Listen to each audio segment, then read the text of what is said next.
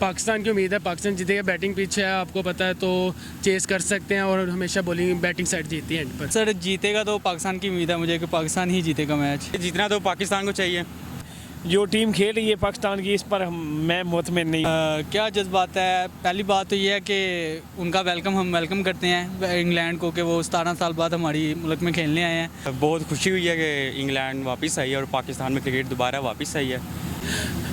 बाबर आजम अपनी तरफ से तो अपनी गेम दिखा रहे हैं, आपको पता है मिडल ऑर्डर जिस हिसाब से हमारा फ्लॉप जा रहा है, क्योंकि अगर सिर्फ बाबर आजम पर पूरी गेम अकेले नहीं ये डिपेंड कर सकते हैं। मैं ये मानता हूँ बाबर जो है वो बहुत अच्छे खिलाड़ी हैं।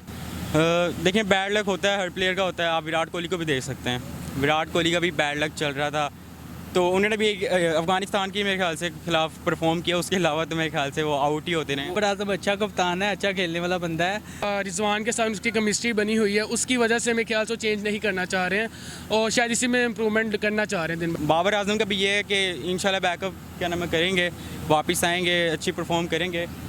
T20 वर्ल्ड कप में जहाँ तक मेरा ख्याल है वो इंशाल्लाह पाकिस्तान को क्या नाम है जिताएंगे। बाबर आजम को आना ही दूसरे नंबर पे चाहिए, क्योंकि हमारे पास ओपनर के लिए हमारे पास दो प्लेयर खड़े हुए हमारे पास, जैसे कि हैदर अली या आप शान मसूद को चांस दे सकते हैं, बट पता नहीं क्यों बाबर आजम आ नहीं रहे मिडल। लेकिन जिस तरह इंग्लैंड खेल रहा है ना, तो मुझे लग रहा है इंग्लैंड ये मैच पाकिस्तान को नहीं देगा। ठीक है, खैर है, होते रहता है, हार जीत तो होती रहती है, बट इस बार तो पाकिस्तान को जीतना चाहिए क्योंकि आगे T20 वर्ल्ड कप है, तो उसके लिए पाकिस्तान को स्ट्रॉन्ग अपने आप को करना पड़ेगा। तो ये वाला मैच तो जीतना उनके लिए लाजमी है।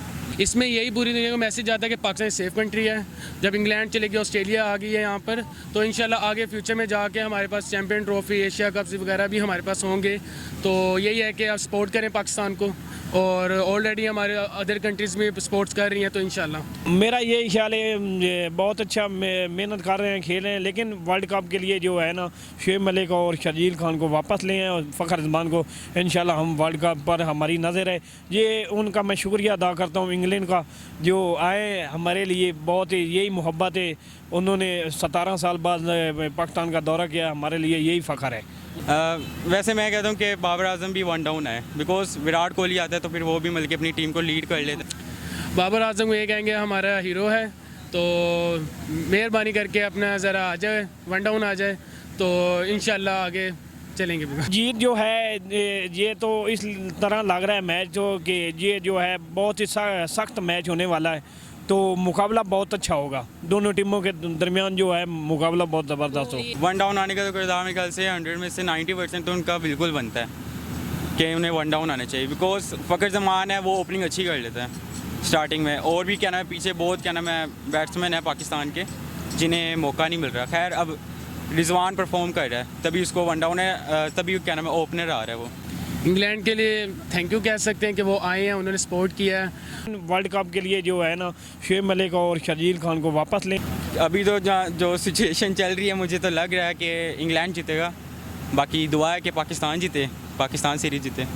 जीत पाकिस्तान की बिल्कुल ऐसा ही है कि आपके क्रिकेट स्टार्ट होगी, यही बहुत बड़ी बात है, तो इंशाल्लाह आगे देखें सब कुछ बेहतर हो। उनको फील्डिंग का ही फैसला बेहतर था, क्योंकि पिच जो है वो पीछे यकीनन जो है खिलाड़ियों वास्ते बेहतर है, क्योंकि पीछे रन जो है वो चेज़ हो सकता है, क्योंकि उस पर परफॉर्मेंस कर सकते हैं बाबर आजम एंड रिजवान।